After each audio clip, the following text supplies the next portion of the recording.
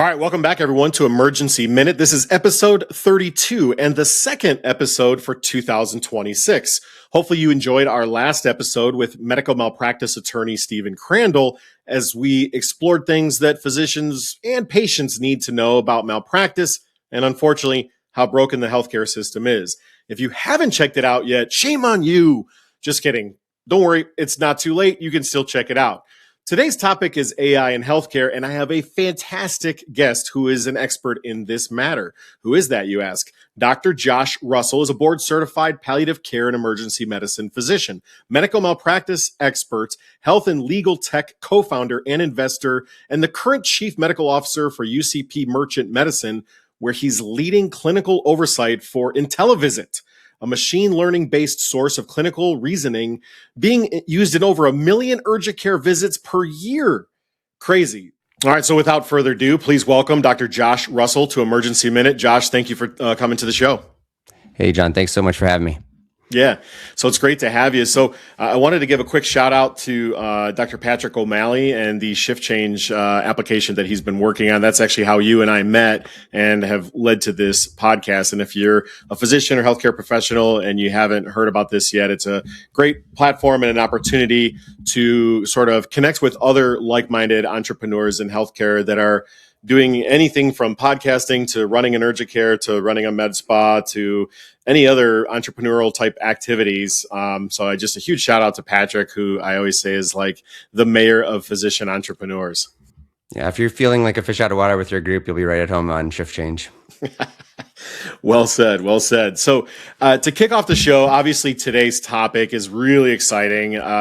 Very definitely in the news right now is AI in healthcare, especially within the emergency room. So I wanted to talk to you a little bit about your background first. Like how does one go from EM doc to chief medical officer of a medical AI software company? Yeah. A lot of it is luck and timing. So I won't pretend that it was all like brilliant strategy on my part, but I will say that it was clear to me for rewinding back, not that long. It feels like a long time, but the early 2025, maybe late 2024, I used ChatGPT for the first time, and probably everyone remembers their first time with one of the large language models, which I presume most of your listeners have used in some fashion at this point. And, just mind-boggling in terms of asking it to write a poem and, asking it for any synthesis of information and the output being apparently like magic. And it was clear to me that it was going to change everything. And I started a sort of process like I do with anything that I become passionate about is just like I'm an autodidact by nature and just learn and teach myself everything that I am interested in learning. And so to that end, I started sort of listening to podcasts, watching YouTube videos, going to webinars, reading lots of blogs and newsletters. And it was just so hard to wrap my head around what was this technology. And I've come to learn that, despite being the inventors or creators of these large language models, even the leaders of these AI companies really don't know what's happening under the hood. They don't really fully understand it. They can kind of talk about it in broad strokes in the same way kind of we understand how the human brain works. But I was still feeling very ill at ease about how much effort I was putting in and not really catching the wave, understanding the movement. So I started to loosely look at opportunities to work within companies that are doing things in this space. And it just so happened I used to work for a company called MRAP, which I presume a lot of your listeners know. And I oversaw the UC Max product, which was the urgent care, is the urgent care program. And I was interviewing my current boss, who started this company called UCP Merchant Medicine a long time ago. And then they acquired this product called IntelliVisit. And it's a machine learning platform. We'll talk about maybe some of these terms a little bit later, but it's not a large language model. It's a model that they've acquired, and then I've continued to help them build. And after the interview, he basically offered me a job. It was not my current job as CMO, but it's a relatively small company. And as soon as I joined and I was in it every day, it's almost like learning a language. Like I studied French for 12 years in school and I couldn't speak a lick of it. And then I, did a semester abroad, and like the the curve, the slope of the curve of learning when you're immersed in something and you're solving problems within that and with it is so much faster. So it became, clear to me from those experiences, this was a great opportunity, even if it wasn't like immediately the most like sexy, appealing, easy to explain to my friends and family sort of career move. And that has just snowballed because I guess seeing the writing on the wall that the technology was going to be overtaking all of the world and healthcare specifically, being on the inside relatively early has offered me opportunities like talking with you. Yeah, absolutely. And I think it's important that we do talk about this and the use of AI specifically in the clinical, setting. And I guess the question is, of all the things that we were going to talk about, because I know we talked about a lot of different ideas, like why AI? Why did we land upon AI, do you think? Yeah, well, I mean, it's such an important question, right? Because it's often overlooked, and especially when you are dealing with problems that are very onerous to the clinicians, to the patients, to the health systems. We have a very complicated, fragmented, dysfunctional healthcare system. I don't need to explain that. And so there's an expression like, if you're drowning, any line that's thrown to you looks appealing, even if that line is barbed wire. And I think we've underappreciated the sacrifices, the risks of AI in the hopes that it would save us from this disaster of a situation that we find ourselves in modern healthcare. And so that's really, I think, the genesis of this is that we have a healthcare system that's $5 trillion, I think, annually, 20% of our GDP, and we don't have good outcomes. We have the worst outcomes of any developed country in the world, and we have a huge burnout problem. And so it looks really appealing, but I mean, this is actually, there's many examples of this. Probably one of the more recent ones is the opioid crisis. Is there was a huge concern about undertreated pain, and that's how the pain fifth vital sign, debacle unfolded. And in that situation, we looked at OxyContin and opioids more generally as, hey, they're like less risky than we thought, and this is a great solution, and it'll get us out of this predicament. And it didn't end up going well. Is the short version of it, because when you're in a dire situation, any sort of possible solution can, you over index on the benefits and under represent in your mind and in the discussions usually the harms or the potential harms. Right. And I'm sure we're going to talk a lot about, those risks later, because that's definitely something I want to get into. But before we get into the risks, what are some of the benefits that you've seen? Like, I know I've started to see some of these things in my place of work. There's things like OpenEvidence. I know there's other people have done, like, there's a million companies out there, it feels like, that are doing like scribe type things. What else have you seen that's like, what are some of the benefits that could help us potentially? Yeah, I mean, they're myriad. There's this concept of practicing at the top of your license, and it's so cliche that I don't think we really think about what that means. But what it means is that you are finding that you're mostly doing the things that you're well trained and have the experience and expertise to do. And there's a very small fraction of the time that we're working clinically that's actually the case. And the administrative burden, even though the EMR was sold to us as an efficiency solution and it's going to make our lives easier, it is 100% been 180 degrees from that. Yeah, two thumbs down. So for those of us who've lived through that, I had paper charts when I first started out of residency, and for those of us who've lived through that transition and had many hours of our lives stolen by unnecessary clicks and being interrupted through 6 different channels now, it offers some ray of hope that all of that may not have been for naught, because we couldn't have gone from paper charts to ambient AI scribes, right? You have to have the painful transition, the awkward teenage years of just the naked EMR, as I like to call it. And that is, there's hope in that. And I've used ambient software. There's, I think, over 100 funded companies. So you're right. And quite frankly, I built my own ambient AI using Claude Code the other day, and it is not perfect, but it works fine. Not using patients because there's a whole compliance thing, but it's just the software building has been so commoditized that I think it's going to be passe to think about 10 years from now, like in the way that probably young people in your life think it's crazy that you used to like, leave voice messages or, have a rotary phone or something like that. So that's amazing, and I don't. We're just seeing the tip of the iceberg of the ways that we can solve problems if we just are able to all build our own software. The ambient scribes, I would say, is the biggest use case, probably clinically.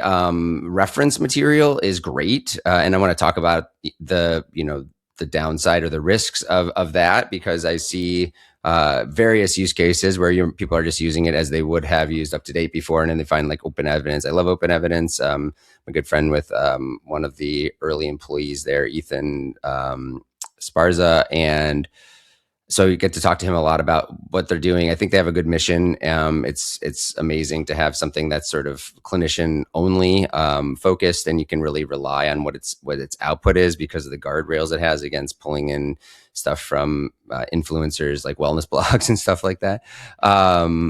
So I love that for a reference case. I love how it can generate discharge instructions that I can feel good about just copying and pasting. But so those are the main benefits that I see. Like here's a great example. Like you can take a photo now of, I have like a work phone for the ER I work at. I take a photo and just upload it into the OpenEvidence app and of all the patient's medications and say like, which of these can cause like LFT abnormalities or something like that. Right. Whereas before it would be like, entering 20 different medications into some sort of interactions checker, and it was 20, 30 minutes of your time. So those things where you shave off things that aren't at the top of our scope, or they're just not rewarding by their nature, that is tremendous. And we went to medical school, residency, all this, sacrifice to get to a place where we had the privilege, and that's why they call them privileges in the hospital, of taking care of patients. But when our job feels like we're, managing technology and not interacting with patients, it's not surprising that people find lack of meaning and burnout, almost inevitable. Yeah, for sure. And that's definitely been one of the things that I've loved. Your example of the using it for medications is fantastic. The other thing that I've done a lot of is, you get that rash and you're just like, I'm not exactly sure what this rash is. And you can upload it and the results are astounding. And, just to the average person out there listening, like, look, we're not just like uploading this and then willy nilly, like, oh, that's what you have. Like, at that point, it gives you either a differential or it says it's a pretty good likelihood of this. And then I go and I read and I'm like, oh yeah, that actually does make sense. And this is, that kind of fits this clinical picture, and then go back and give the patient probably a better answer. And the reality of most of these rashes in the ER are not, all that important anyways. They're important to the patients, but they may not be like life threatening. But at the end of the day, I feel like that does sort of enhance the quality of care that we're able to provide. And to your point, it makes us more efficient. We're not flipping through some old textbook looking at pictures or Googling random images. Some of these things, there actually is some pretty good clinical acumen for them. So absolutely. Yeah. And so I can't overstate that it's great that there are tools. I think there is a tremendous risk, though. My main concern about AI from an individual standpoint, not from like a whole society standpoint, is that when the tools become a crutch, we can lose the ability to walk. Yeah, that's well said. Yeah, I like that. So it does seem that AI is moving at light speed, with its growth and its evolution here. But as you know, healthcare does not move at that pace for anything or anyone. Why do you think there's such disconnect between the speed of that evolution process? It's a great point. And we've seen things in our daily lives become effortless with the use of various AI tools and non-AI tools. And then we go to work and we see things being done in a very analog sort of 1995 to 2010 fashion, somewhere in there. And the disconnect can be incredibly painful because it could go faster, and you're in the emergency department, you need to take care of things with relative expediency.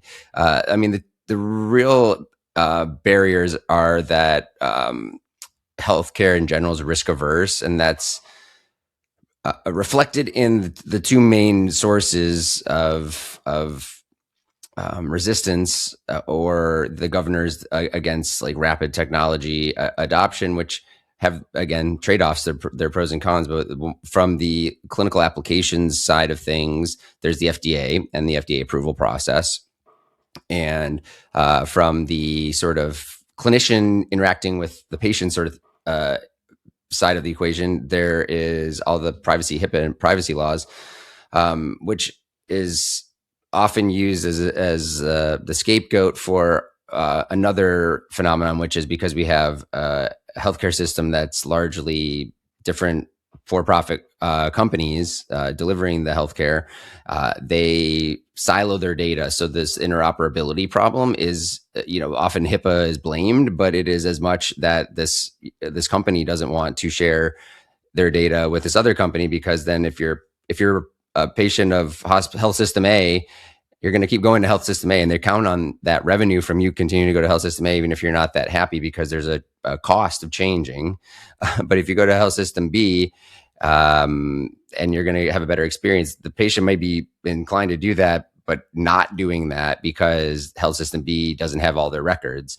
And so even if you're in Epic, which is probably, most of your listeners, EMR, you see, if you use Care Everywhere and the health information exchange on it, you'll see fragments of visits from other places, like maybe the medications that were prescribed, but you don't often see the full clinical notes. You can't often pull up the images.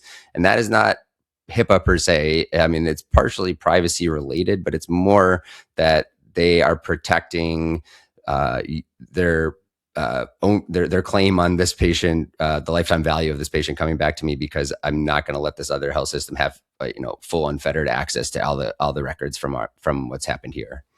Yeah, that's wild. Yeah, and I do see that with health systems here in like Northeast Ohio. Obviously, can't use any names, but you definitely start to see that, and it does seem like you get in bed with that EMR, and then that does seem to sort of keep the patient in that health system. I mean, just as you said, we see that every day. So, right. Now something I wanted to. Oh, go ahead.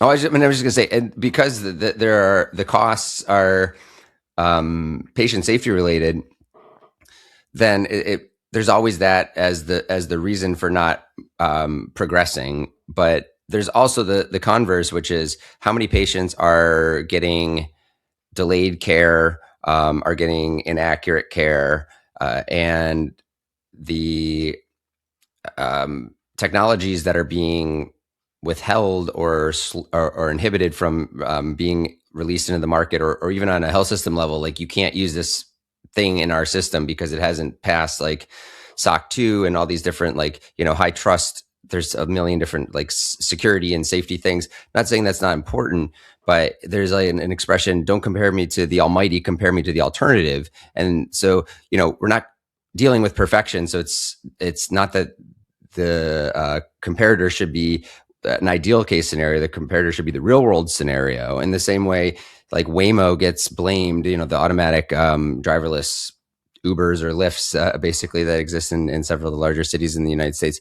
They have tremendous safety compared to human drivers, but they're not being compared to human drivers. They're being compared to perfection. Like one accident is too many, even if 10 accidents 10 accidents with humans would happen for one accident with them. And I think we're seeing the same thing in terms of the bar of what needs to be proven for safety and reliability being set so high. I mean, for comparing it to human beings, medical errors you see them every day. And thankfully, most of them don't result in irreparable harm to patients. But the AI systems that are being scrutinized and blamed for small faults are certainly by and large less reliable than the humans that they would be not even replacing but just augmenting.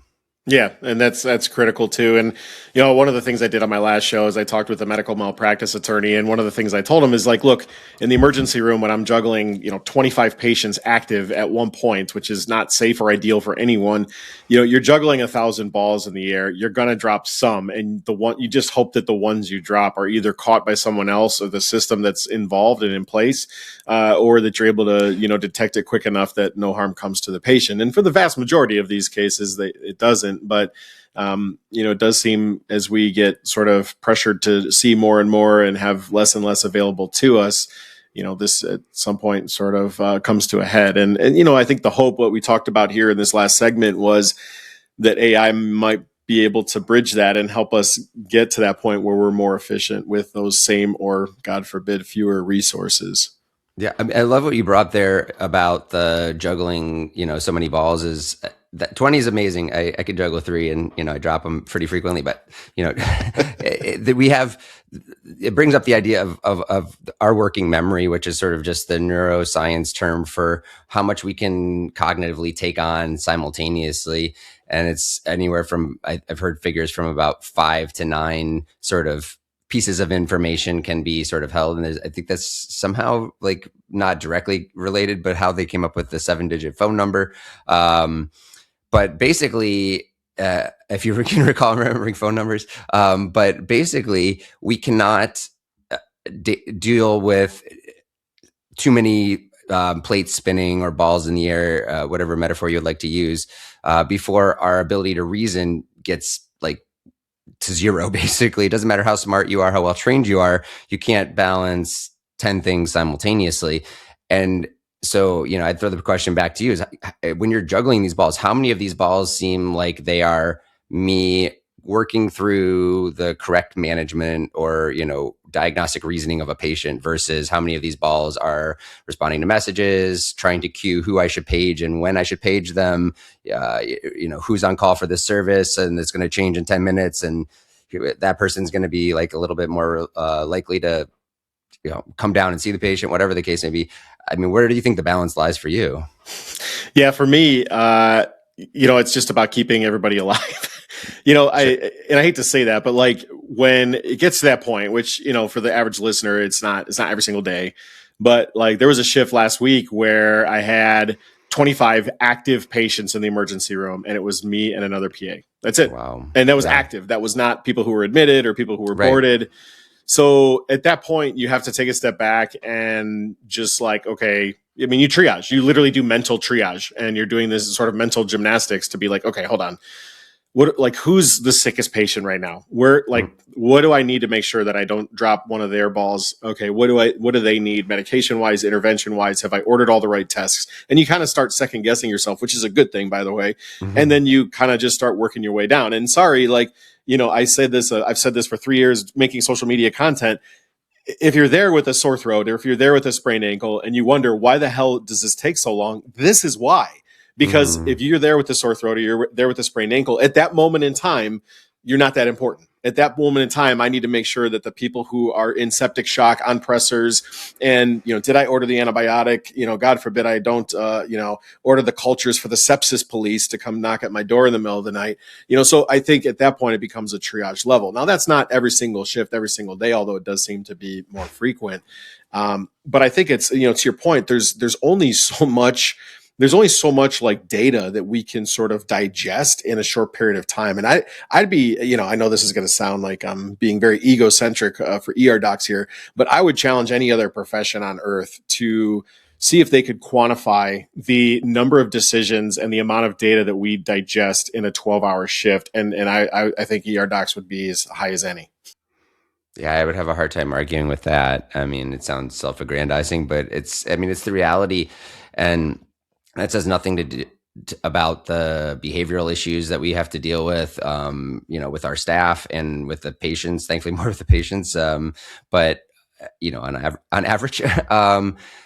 And wow, there's so much to respond to there. I think the thing I say about the stress of emergency medicine is that we have to be the most resourceful people in the hospital, because we are dealing necessarily with the least resourceful people.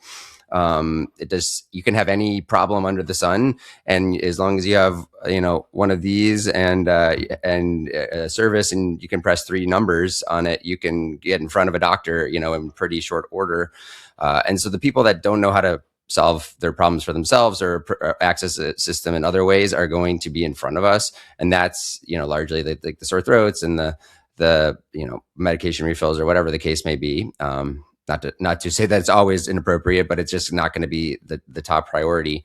But right. I imagine after the end of that shift, were you using an ambient scribe during that shift? I haven't used it yet because for what we're doing right now, it's still a copy paste situation. Like it doesn't enter directly into so by the time I copy paste it and modify it, I'm actually pretty fast with Dragon that I could just do the Dragon. Yeah. So I've not yet adopted that, but I keep getting pushed to do so.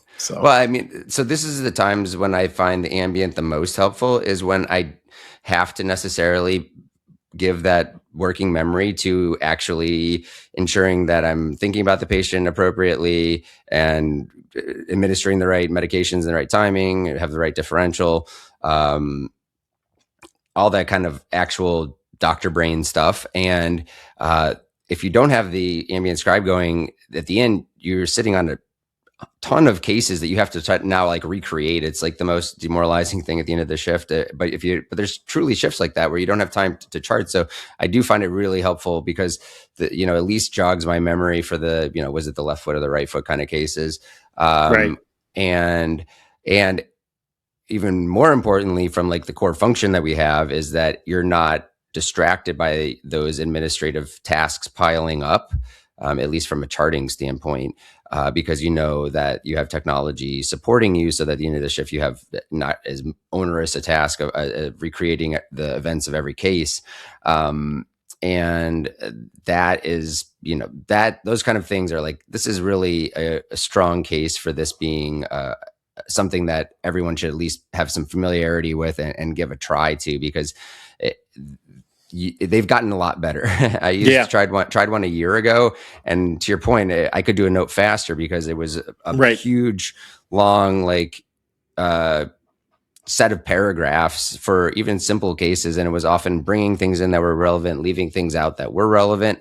And one of the interesting things we could talk about more, but is that when we talk about things, we're relying on mental models. So if I say Ford Mustang, you probably have an image of something that is pretty similar to what mine is. The Ford Mustang hasn't changed substantively in the last 20 years. But if I say, ambient AI scribe, and you've tried one once and it was a year ago, and I tried and I'm using one daily, then we have different mental models and we're not even talking about the same thing. Right. And that's really the hard part. There's so many different reasons why communicating about AI is difficult, but that is one of the key ones. Is we're talking about things that have really substantively changed in a very, very short period of time. Well, I agree, and I definitely think that it's going to evolve, and I think this will be one of those things, like you said, that's just completely second nature here within the next few years, where we look back and laugh and be like, kind of like what you were saying. Like I remember we used to talk on the telephone and leave messages for people. Just the other day, I told my daughter, go knock on the neighbor's door, and she's like, "Is that a thing?" I'm like, "Yes." Like they're old school like me. Like that used to be a thing. Now, the comedian Sebastian Maniscalco does a bit where he talks about like how if people show up at your door now, like it's like everybody hide, get on the floor, like this is very abnormal, but it's funny how times change. Yeah. And so quickly here. So I think it's hard for us to keep up, and the pace of change.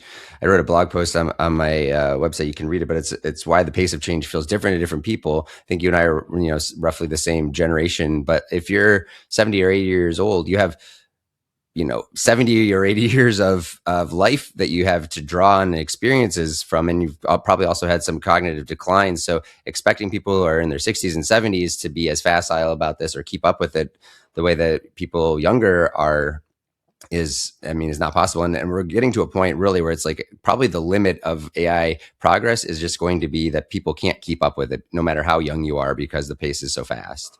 Right. That's what I tell people all the time. Like, you may not like it, you may not agree with it, whatever that may be, but you either got to be on board or you're going to be left behind with this thing. So you might as well start trying to at least get on this train a little bit. Yeah. Burying your head in the sand is a very natural response to being overwhelmed, and sort of like the shell shock meltdown sort of scenario. And it doesn't lead to survival, though. That's not a good thing if you're on the battlefield and you get overwhelmed. and you kind of just lose the sense of being able to care about what's going on around you. You're putting yourself in tremendous harm's way, and I think you're putting yourself in maybe not as immediately precarious harm's way if you try to ignore AI and just like hope that it goes away because it's overwhelming.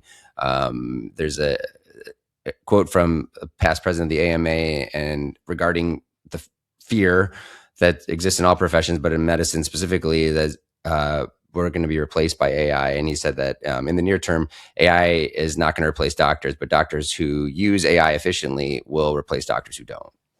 Oh, that's well said. I like that. Well, I do want to get into the sort of negative side of AI, which I think is really fascinating. But before I do that, I want to mention really quickly that I am wearing Soleil scrubs. And I don't know if you had a chance to ever check these out. This is one of the ER Doc founders is by the name of Dr. Anthony Gwines, a good friend of mine. This is a 100% clinician-owned company, the most comfortable scrubs on planet Earth. I cannot recommend them high enough. Just has completely changed my life. You can ask my wife. She's like, oh, I'm like, you got to have my scrubs clean. Like I only have 3 pairs. I got to get some more. But anyways, so be sure to give these guys a try. Soleil Scrubs, Soleya, and you will not be disappointed. It'll definitely change the way you go to work. So as far as the risks, we talked about this, and we talked about, being cautious with the use of AI. I know there's this word out there, this digital dementia, which I've heard now just recently. Can you touch a little bit on some of these things? Is this just fear mongering, or is there some actual like meat to this argument here? Well, I would say there's more than meat. I think it's the most existential risk that we face from AI on like an individual level.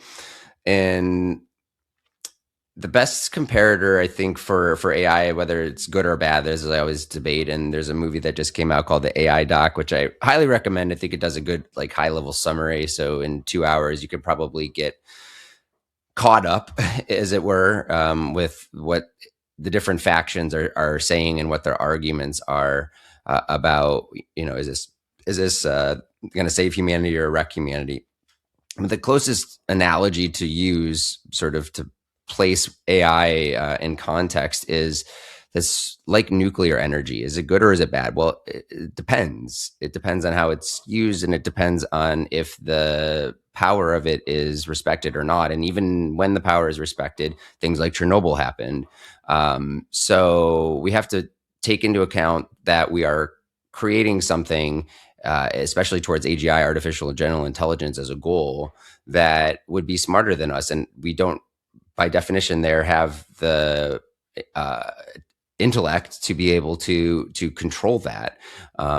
There's a researcher in computer science named Stuart Russell, no relation, although I wish it were, who talks about this as the gorilla problem, meaning that if the gorillas had created humans, and I guess in evolution history something like that kind of happened, but and then humans obviously developed superior ability to use technology, develop technology, intelligence. We could wipe out all the gorillas on the planet Earth right now, and they wouldn't really have so much to say about it or be able to do anything to stop it. And there's no way that, similarly, like we can say that if we create AGI, there's like this, can we just unplug it? Can we just turn it off? I mean, it's going to know that that's going to be our plan. That's pretty clear that we're creating something. If it's, we have to have a better plan than that. And so I think that us being able to control this super intelligent, sort of new species that we're creating is definitely optimistic in the best case scenario.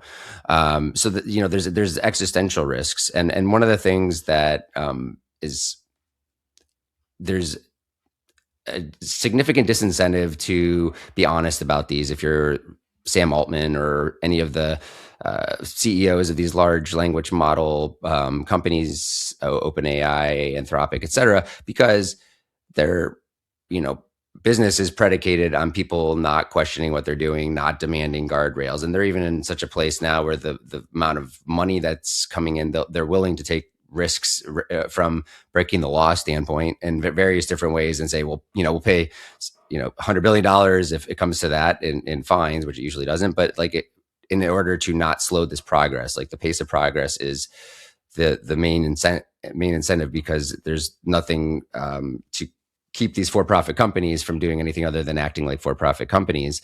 And we have a huge problem with the fact that, you and I are behind, everyone's sort of behind, and people that are especially behind are the 70 and 80 and 90-year-olds that are, in our Congress and various governments. So I have tremendous concern, to put it lightly, about the future of AI and in broad strokes. But what can you do about that? I mean, we could talk about some organizations. The Center for Humane Technology is one I would follow. They're doing good work in this space. But on an individual level, there is a mental fitness standpoint that we need to be aware of, because it's not immediately obvious. But the trade-off here is that if you're trying to do something efficiently, you're necessarily doing it in a way that is less challenging for your mind. So you're choosing, am I going to stress my mind in the same way that I stress my body and to work out and stay strong? Or am I going to use a large language model to write this email that I could spend 20 minutes doing, and it's going to force me to think? And I'm therefore outsourcing that cognitive capacity. And this is what digital dementia gets at. And if you think it's, first of all, we've all experienced it. So it's not a question of if it exists. Like, you can read studies about it, but we talked about this. How many phone numbers do you remember now versus when you were 15 years old? So and this is a very narrow use of our broad cognitive abilities, is remembering phone numbers. But even like more specifically, GPS is a more recent example. I try to not use it too much, but if I'm in a different place, traveling, or if there's traffic considerations, I find I'm using it more than not. And it's convenient, but I'm outsourcing my ability to navigate, and I get lost more than I used to. That's the nature of it. But if we outsource our thinking, and writing is probably the most broad, like, a way that we use our thinking, then our brains lose that broad ability to synthesize a lot of complex information. And you mentioned, you're checking yourself on shift. You're like, sort of having a conversation with yourself. Am I doing the right thing? Did I order the right antibiotics? Whatever the case may be. And that self-reflection is tremendously important. And we lose that if we have the technology write our notes wholesale. So I don't have it do my MDM, because to me, that is my mental exercise of keeping myself in check. And the MDM, medical decision-making portion, is basically like, this is what this patient came in with. This is what I thought might be going on. This is what I did to sort of parse through that. And this is the conclusion I came to and the steps that I took. And like you mentioned, working with an attorney, one of my companies I work with, Experitas, so we work with a ton of attorneys, and one of them said that if you can't convince yourself, you can't convince a jury. And so you should be having that mental check, like, am I doing the right thing here? And if you can't write it out in a way that's like intellectually honest and consistent with sound medical practice, you probably can't convince a jury. But like, if you skip that step because you're like, oh, well, the scribe will do that for you. It will write a whole set of reasoning, which is variable in quality depending on the product and the patient.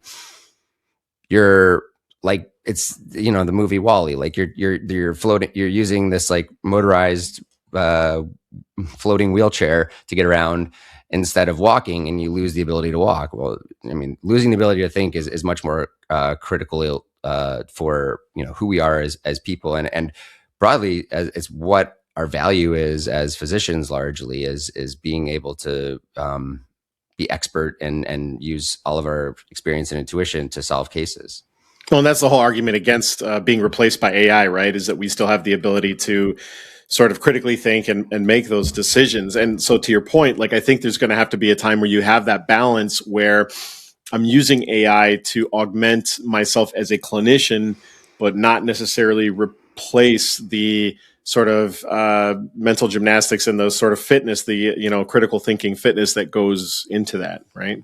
Yeah, absolutely. And like fitness, I think fitness is the right word. No one's going to tell you to work out. Depending on who you're married to, maybe they will. But like, generally, it is on every individual to keep track of their own fitness, and from a physical fitness standpoint. And I worry more about digital dementia too, because, well, for several reasons. One is there's an aesthetic reason to work out. Like people want to have abs and they want to have bigger muscles and lose fat and such. There's not an aesthetic reason to not have technology think for you. And so because social media, yada yada, we are increasingly sort of a superficial society.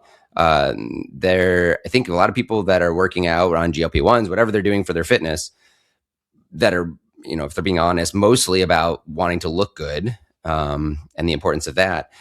And because there's no like looking good equivalent, and I don't think there's, from the highest level, I'm not going to get into specifics, but there's just like not a high level sort of robust intellectual discourse and dialogue going on anymore. Everything's coming down, and we're actually seeing that with this intelligence tests over time on average. So there's a thing called the Flynn effect, which was well established over the second half of the 20th century, that regardless of which intelligence test you're looking at, if you look at averages across populations, people are getting more intelligent. And then around 2010, that flipped, and every year since, people have been getting less intelligent, which really closely coincides to the advent of the smartphone, really. And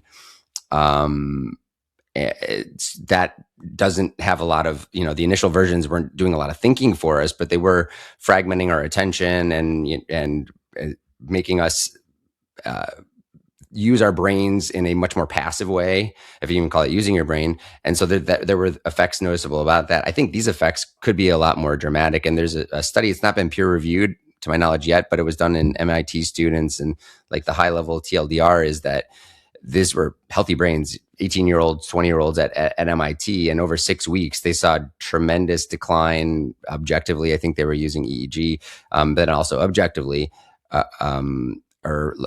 functionally, in terms of their performance on tests and their ability to recollect assignments that they had done. The group that was using just the old-fashioned way, I will call it, and the group that was using large language models to write their assignments, there was a huge difference between the two groups. And the group that was using the LLMs, even over 6 weeks, there was a huge difference from them from the beginning to the end. So these are, if this is a healthy and bright 18-year-old, which is about the healthiest brain you can have, then I think all the rest of us are much more susceptible to it. And there's really not a lot of people talking about it. And there's a lot of appeal in our fast-paced culture to do things more efficiently. So I can't overstate how concerned I am about it. But I do ultimately think that, other than sounding the alarm, the most important thing you can do is sort of self-monitor and keep track of it like your own fitness, because if you don't use it, you lose it, is true. And our biggest risk individually as a doctor is not being replaced by AI. But if AI becomes smarter than us, and we are relying on it, and it's not like augmenting us, we're augmenting it in some fashion, or at least allowing it to interface with patients, that's a reality where we don't really have value anymore. And that would be the reality, personally, that I would want to protect myself against. Yeah, I'm just glad that you brought up that since 2010, everyone's getting dumber, because I thought it was just me. I subscribe to the box theory that there's only so many boxes in your brain, and if you shove one in on this side, then it has to come out on the other side. So I've heard that as penguins on the iceberg. There's only room for so many penguins on the iceberg, but it's the same concept. Yeah. So I guess the follow up to that then becomes, especially in light of the fact that my last show, hopefully you had a chance to check that out, be out here just in a little bit, was the conversation with a medical malpractice attorney where we talked about liability. And there are some cases in healthcare, as you know, where you can be held medically liable if you do something or if you don't do something. TNK, with stroke patients is one. You can be liable if you give it and there's a bad outcome. You can also be liable if you don't give it and there's a bad outcome. Another thing is like high dose steroids for spinal cord injury, which is always like seemingly all over the map medical legally.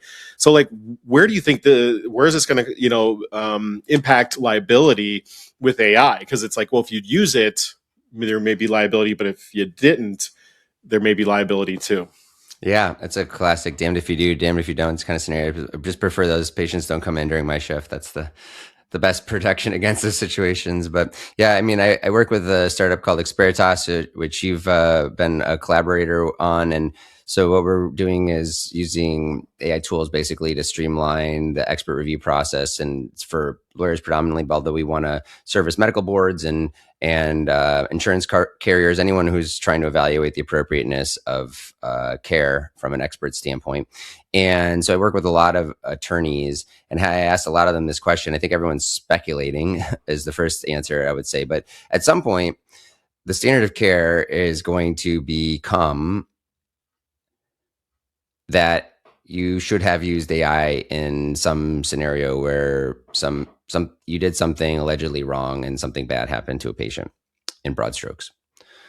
When that time comes is going to be defined kind of by us as experts, because standard of care is defined by the expert, but that precedent is going to send ripples throughout the personal injury and med mal community. Another interesting thought exercise as well, if this digital dementia continues as the underlying principles that are causing it in the first place continue, largely being human nature, then there's going to be sort of a question about, like, is the standard of care like defined by the AI, or is it defined by the physician, the clinician? Because it'll shift at some point. Like, you can imagine the transition stage is almost like the EMR to the AI is like the middle stage is going to be where it's pretty well balanced, and the AI is helping the physician, but the AI is going to get smarter while we get less smart. And then it's going to become sort of, you want to, you can't really blame the physician almost, because they have been trained and like the crutch totally reliant on the AI. So that's the situation I really worry about. And we're already in a situation where we want the answers fast, and if we get the right answer 9 times out of 10, and our BS detector is atrophied, that we won't question output of AI. We'll just take it as truth. And that reality, I think, is pretty concerning to think about. But my personal sense is that it's going to be, in the next handful of years, there's going to be a case or two that start to crop up where somebody did something, and the question of what references did you use to verify this was the right case, or make sure that your differential is correct, is going to be called into question.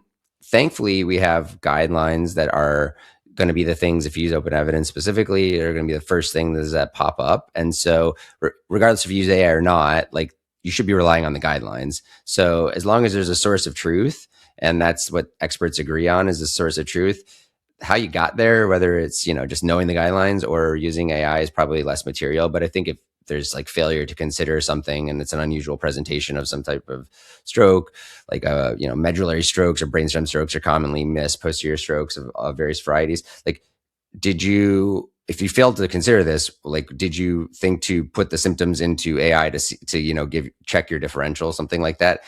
That's my bet. If I were a betting man, is going to be sort of the bellwether case that's going to lead to, I don't know, a lot of discussion about what that means for us and what that means for the liability of people delivering care. Yeah, and some complicated like jury and verdict decisions, because right. I mean, that's a slippery slope. And yeah, like you said, hopefully that person just doesn't come in on my shift, or I'm retired by then, or I don't know, just making silly videos on social media at that point in my life. So, and the other thing about this is, like, how does this matriculate down, into our medical education system, and residents, medical students, PAs, the whole 9 yards? Because I have this conversation with my children all the time about calculators, and, well, why can't I just use the calculator? And, I can just do that. And I try to tell them, no, put your phone away, put your calculator away, start doing this math. Like, and I just give them like math problems and things like that, because I'm like, in life, you need to know how to do these things. You may not have a phone, or, but to their point, well, it's a resource, they want to use it. So, I mean, there's definitely some of that, but I mean, as far as like, how does that going to impact our training? Is that going to water down some of the, residency programs and medical education,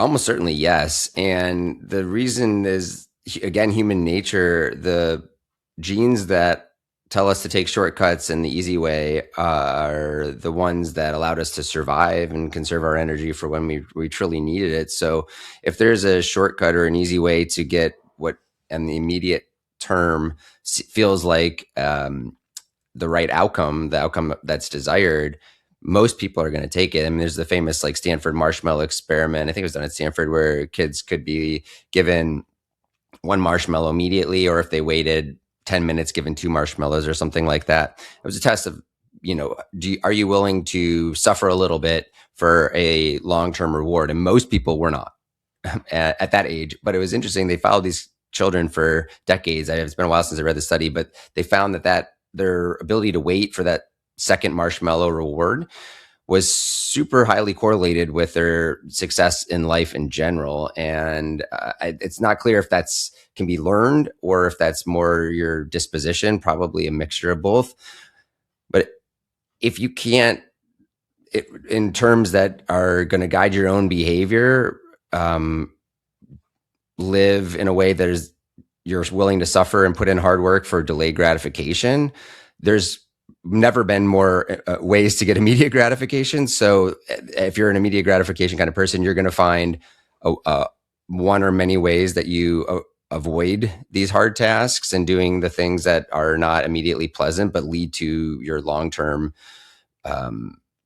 fitness, fitness physically, if it's working out, fitness mentally, but just in general, forestalling gratification and doing hard work now with the anticipation that you're either learning something in the process and hopefully also, there's a reward waiting for you at the end for the hard work and the sweat equity that you put in.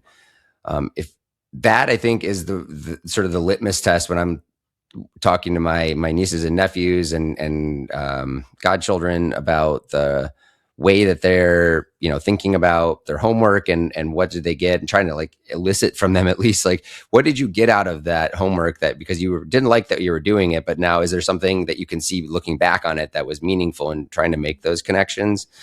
But I don't have to have all the solutions. I do think that's the largest risk factor, and it's borne out in historical studies, is if you want the easy way is becoming increasingly available. Yeah, for sure. And it's just such a fine line and such a balance between, like you said, augmenting and trying to make ourselves more efficient and actually being smart about it. And, as opposed to replacing some of that critical thinking. And that's one of the things, as we kind of get towards a conclusion here, that I hear about all the time, is being like replaced, by AI. And I don't know that that's going to happen, like you said. But I guess the question is, where do we go in the next few years from now? Like, where are we 5 years from now? And I'd love to hear your take on radiologists, because I think that radiology seems to be the low hanging fruit as far as from an AI model. Because I've uploaded X-rays myself, and it's been wrong before when I've upgraded. I'm like, there's no way that was a fracture or whatever. So I'd love to hear your take on like where we go in 5 years from now, and is this going to replace some people, specifically radiologists? Is one thing. Yeah, I'm not a radiologist. I've heard both sides of the argument. One is that this fear led to people avoiding radiology as a training, and now we have a shortage of radiologists. Right. So it's like it makes a radiologist a lot more efficient, and we have a huge number of studies that people are waiting weeks and months for, radiology studies. I mean, there's interventional procedures, so I think that's not going away anytime soon. Although Elon Musk's robot army that he's envisioning is close on the horizon, if you take him at his word. I don't think that the hands-on stuff that we're going to do with patients is going to go away. If patient care is like you love it, then I would lean in on the things that are you interacting with patients.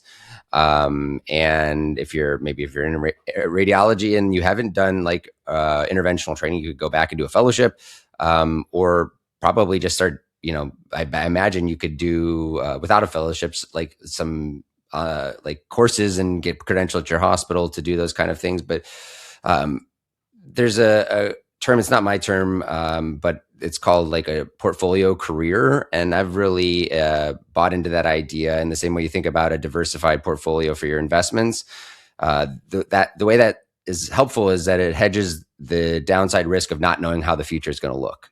And when you're all in on one thing, you're betting on a version of the future that means that that one thing is going to continue to be valuable in its current form. If you diversify your career like you've done, like everyone on Shift Change has done, like I've done with my various startups, and I involved in like investing in part of a VC fund, my CMO position, podcasting, writing, like things that are not you being a clinical like bedside physician are going to help you for a world where clinical bedside physicians are replaced, or I mean, it might not be replaced by AI. It may be that PAs and nurse practitioners are given increasing latitude and our pay stays the same or goes down. Their pay goes up maybe a little bit. And it's not that there's not work for you. It's just not paid at a level that makes it feel like you're getting what you deserve, which, you know, is arguably, I think that probably happened first. And it's also arguably worse than just losing your job. Because if you lose your job, then you have to figure everything out. But you can tolerate sort of this undesirable, imperfect situation where the work is getting increasingly harder, like the frog that's, you know, sitting in the water because it's just slowly getting hotter and not jumping out because it's not boiling yet. So my sense is that I would figure out the things that are medicine adjacent that you're interested in. Start there, start playing with them, see which ones excite you. I think that's probably how you got where you're at today, John, and largely how I did too, is figuring out what is rewarding, and eventually that doesn't all pay, but it is building up a set of skills. And that set of skills, the more diverse it is, like the way your stock portfolio, the more diverse it is, the less likely that when some specific asset hits a downturn, that it's going to be destructive and ruin your career is much lower. Yeah, no, I definitely agree with that. And I think one of the things that you mentioned when we first were talking about doing this show, and I don't know if we want to touch on that a little bit, was the experiment out of UT that talked a little bit about prescription refills. I was kind of intrigued by that. Well, yeah, that's an interesting story, and I would encourage people to read about it because I feel like I'm not going to do it full justice. But in Utah, they're forward thinking, and they created the Office of AI. So I was just at this conference in Baltimore and got to actually sit down for lunch with the director of this office in Utah, which is actually under the Department of Commerce, which is kind of the reason why it's making the news, is that the medical board didn't find out about this any sooner than the general public did. And the technology is delivered by Doctronic. I got to chat with their CEO as well. And they are predominantly a telehealth platform first. And what they have done is built technology, software really, that will allow for, in a future version, although it's not doing it right now, autonomous prescription refills for things like levothyroxine or statins, things that people don't need to see a clinician for almost ever. So I think it's got a lot of promising aspects. I don't think they went about it in sort of the most diplomatic way, and that's caused a lot of bad press. Maybe not starting off on the wrong foot, I would say. But it's going to, again, you're not comparing this solution to perfection. You're comparing it to the alternative. And Utah actually is one of the states with the worst primary care access. And how often do we see people come in because, they're just trying to do the right thing and there's no appointment. So they run out of their insulin and they're in DKA. Like, can we prevent these longer term bad outcomes? And sometimes it's not that immediate. Maybe it's somebody with heart disease and it accelerates faster than it would have because they can't get their statin for a year. They don't even want to try because it's so onerous of a process. So I think it does have a lot of hope.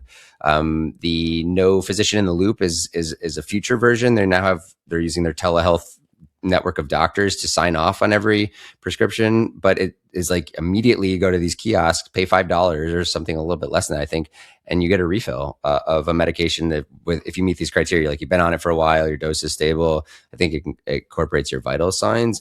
But that is going to be a precedent, depending on if this goes well or not, for how quickly things move towards automating the parts of the job that honestly should be automated, because people are waiting a long time for very basic things. And like by the time they get to me or you, and they're like, I need this medication refill, it's like, I can't believe first of all, the expense related to seeing an emergency physician for a refill. Right. But second of all, I can't believe how little of my brain energy needs to go into this process. So I can't, there has to be a solution where there's less burden to the patient and less cost to the healthcare system to do these chronic disease management sort of tasks. And I think that's, going to be like they say, beachhead, and that'll allow these autonomous workflows to start being brought in more broadly. And then the question is, what's the oversight going to be? And if something goes wrong, who's the defendant on this lawsuit? No one knows really right now.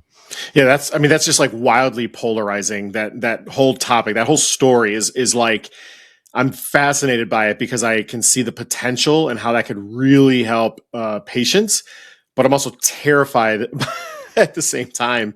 That's wild. That's a wild thing. And like you said, this thing's growing so fast that we have to kind of have some checks and balances, and hopefully there's some bumpers in place here that allow us to try to keep up from a healthcare standpoint. And at least we're not going to keep up with the growth of AI, but at least kind of grow quickly and safely in that direction. Cause that's wild. That's a great story. And progress won't happen if we have to overcome every theoretical objection right. before we, try something out. So it's, we got to find these sort of small niche use cases and start experimenting with them, and then allowing that to inform how we move forward. We don't like experimenting when it comes to patients' lives, but really we don't know what's right or wrong until we start trying some things. So as long as it's done with appropriate guardrails, I applaud what they're doing in Utah. I think that they're doing it with this physician in the loop sort of signing off process and oversight for a longer period of time than probably is necessary from a data science and accuracy of the model standpoint. But because they're the first ones doing it, I think for optics, they want to do that. I mean, it would have been a lot better if they had talked to the medical board, and I would advocate for a future where physicians continue to be involved in this. And I guess this would be a good way to wrap things up, because the last thing I wanted to say, and this is, was something that I was guilty of early in my career, was that I went to medical school and residency to be a doctor, and I didn't want to get involved in administrative decisions, and I didn't want to get involved in financial decisions, and I didn't want to, weigh different technologies. Those meetings were boring, especially as an emergency physician. They were boring, and it was usually on a day off. So I avoided them, and it turned out then my perspective wasn't represented. And then I was just forced to go along with the people who did show up at the meeting, what they wanted to do. So there's the expression I like to use, not my own as well, but is, if we're not at the table, then we're probably what's for dinner. And I felt that way many times in my career, is that there's been a series of decisions that we're not taking into account our pain points and the things that actually make a difference for allowing us to do our job. So if you care about, enjoying your job as a bedside clinician, then you have to get involved in these, as unpleasant or boring as it may seem, because otherwise decisions are going to be made, and they're probably not going to be, chances are not the one that you would like to see have had, the decision you'd like to have seen made. Yeah, and I'm glad you brought up that quote, because that is like one of my all-time favorite quotes for sure, and probably the reason why I've been a director for 20 years of my career is just because I don't like people meddling in my ER without my knowledge or input, because, as you say, it's tedious to go to these meetings, it's painful, it's a burden, but at the same time, if I don't, and then they make a change to our workflow, by the way, people that are making these decisions have no idea what my workflow is. And then I'm like, why the hell did you do no? And then that's why I just sort of insist that I'm always at all these meetings, which is, I guess, my cross to bear. So, well, and it's amazing too, if you actually go to these. The first time I went to one, I was like, wow, this is how the decision is made. Like, it's sometimes just like, because one person showed up and another person didn't, and the person who exactly right, normally would object to these kind of things because of X, Y, and Z just was like, on vacation or something like that. It's like the room where it happened sort of thing from Hamilton, is this like, once you're in that room and you're like, wow, this is really how the sausage is made. It's scary and in some ways empowering. So I try to look at the empowerment aspect of it, but it is kind of terrifying what can happen just with the constitution of a group who's making decisions. Yeah, so that's the glass half full. I guess glass half empty is what, Terminator 3 or like iRobot? Is that where we're at with this? Yeah, I mean, by the robots. I would say so. I'm glad you bring that up because it's can be when you're dealing with an apocalyptic thing that's so all encompassing. It seems hard to know like what do I do, and I think climate change feels that way to me. And they just do what I can on a personal level. But this is in almost assured way a more immediate threat, if not existentially, to how money is aggregated amongst different companies in our country and different communities being overrun by data centers and their water supplies being used for cooling servers instead of watering crops or people. Um, all that stuff's happening now, and in the next few years is just accelerating. There's a guy named Tristan Harris who launched this organization called the Center for Humane Technology. His focus was largely on social media. He actually made a movie called The Social Dilemma, which was on Netflix a few years ago, and now his focus is AI. So that organization, you can donate to it. You can be involved with it. There's also an organization called CHAI, which is the Coalition for Healthcare AI, I believe. And they have a way to donate, get involved. They have resources to learn about this. But it's like the old G.I. Joe cartoon, knowing is half the battle. So educate yourself about it because there's a lot going on, and it's affecting all of our lives now, and it will affect all of us more. Yeah, for sure. And great movie, by the way, The Social Dilemma. I love that one. There's a lot of people that don't even have any idea that movie exists, and I think it's fantastic. It was very well done. So yeah, watch that and the AI doc. And I haven't seen that one yet, but you're like the third person that's told me to watch it. So well, I'm glad people are talking about it. It's and they have a call to action at the end of that too, where there's like a QR code and you can sign up. But Social Dilemma and AI doc is a Saturday afternoon. Just make sure that you're, not planning to go out and be social afterwards, because it will fill you with some existential, dread. But at least from my standpoint, knowing is better than not knowing, because these things are going to happen predictably, the digital dementia piece specifically, to anyone who's not being very conscientious about how much of their brain they're outsourcing to technology. Yeah, for sure. Well, when you're not, donating your brain to technology, where do you like to decompress? Do you like to go on vacation? Do you travel? What do you like to do? Oh, that's a fascinating question. So, I mean, I love the work that I do. So I'm one of those people that, I'm told by everyone else that I'm working all the time, and I'm like, I actually enjoy it, but it can be tiring at times. I have leaned in and gotten into DJing recently in the last year. And so I've actually started to play some shows. I have a pretty nice setup at home, and it's great because you can just sort of dive right into it, and immediately your attention is all focused on how do you mix these tracks together. It's fun to learn. It gets me more invested in music, gets me out dancing a lot, which is good for the mind and body. Yeah. So I do that, and actually playing a show in Mexico a couple weeks from now. So that is a good excuse to travel to some cool places too. That's amazing. That's really cool. A lot of people probably don't know this about me. I had a radio show all throughout college as well, and I used to DJ like a lot of the like parties and stuff, like the sorority and fraternity parties and stuff. So it's funny. And I think that's probably why I got into podcasting as well. But that's that's really have cool. A voice for radio. It's great. Thanks for saying that. I was thinking the same about you. This is now totally awkward. Well, I know I had a radio show in college too. So nice. Okay. Yeah. All right. I think I had 10 listeners all 4 years. 10 listeners.